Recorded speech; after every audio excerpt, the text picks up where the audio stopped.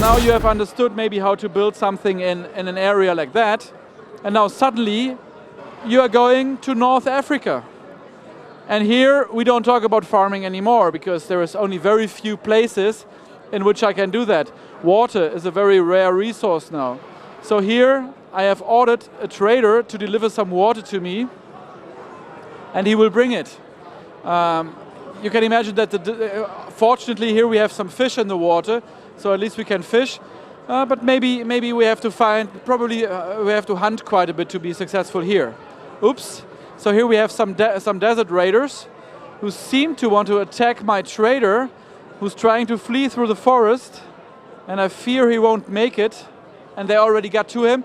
So now my problem is I have not protected this guy, and I could have sent troops myself to protect him, maybe trade with a different village where I don't have any raiders next to it. Well, now I lost this water. I could have also protected him with one of my heroes, because I, as a king or queen, send out heroes to the different places. And now this guy, Hakim, obviously coming from this area, and well, we can maybe see what's happening when he goes through those gazelles. They react to him. Maybe they think to be hunted. I will probably hunt them. That's true. Okay, so we also have small animals. I mentioned that before, just to add to the feeling that I'm in a real world here. Like these here, going to drink something. But maybe if we get Hakim closer, they will disappear. Little things to discover. We want the player to really discover lots of things when he plays this game. I did mention hunting as being very important here. For example, hunting those zebras here. At the same time, I have competition, because these lions, when they get hungry, they will try to get some zebras as well. And well, so what do I have to do? If I hunt all the zebras and they're gone, the lions might go after my settlers. So I really have to decide what to do. I would say it's time to leave Africa and very quickly go back to Middle Europe, where we show something of the fighting part. Because, as we said before, Settlers is a building strategy game. At the same time, there is some competition. We're in the medieval world, and there have been threats from others. And in this case, in my city, that seems to work quite well, I am threatened by a big army that has already formed right in front of my towers. And I guess that Ronald will probably close the gate right away. And he has not produced enough troops, so he will do some cheat codes here. Quick. Put them on the walls, maybe. And really, this is more to check if my settlement is sustainable. This guy attacks me. If I'm going to be able to beat him, and probably I am. Look at all those troops. Okay. Ronald sends them out.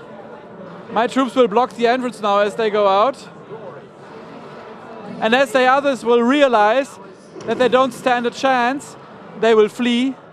And as soon as they're gone, I can take over, because they have to leave them behind. It would be too slow. I can take over their siege engines. Not all of them are gone. So maybe you can just take over the siege engines. And that's great, because they are very expensive machines. I can also put some troops, for example, on top of that siege engine tower, which is very handy if I want to get across the wall without destroying it first. And a very strong and expensive weapon that you had to leave behind the other guy. Now for the very last climate zone, we move to South Europe. And you see this is more of a Mediterranean setting. We already saw some of the little villages in the other areas. So what we have here, we have a village in South Europe, fishermen mainly, and I can use it to trade with them, and I will get fish there. So this is really important, really nice. But this village is threatened. As you see, there is a Viking ship coming, and that's a problem, because I'm trading with these guys, and these Vikings probably don't have anything nice in mind. So let's see what's happening here. Probably I'll have to help those guys later. It's a bit late now.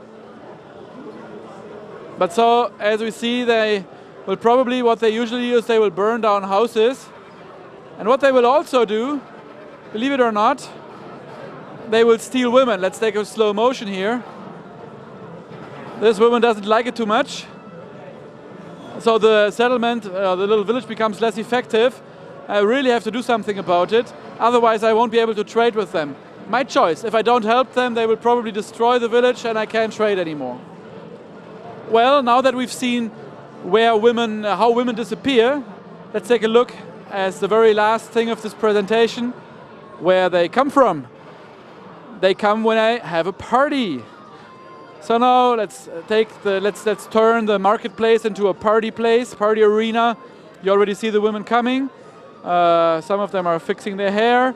And when the guys appear, they might just talk with each other, and some start to dance. And when they start to dance, they will later go home together, and they will stay with the guys, and they will work with them, and I will have happy settlers and defective settlers. So at the end of the party, as I said, some of them will be together. So we have a quick last look at a nice medieval atmosphere here in the Mediterranean. We don't show the rest, but we have a look at what you have in the end, a big medieval city bustling with settlers. And that is The Settlers, Rise of an Empire.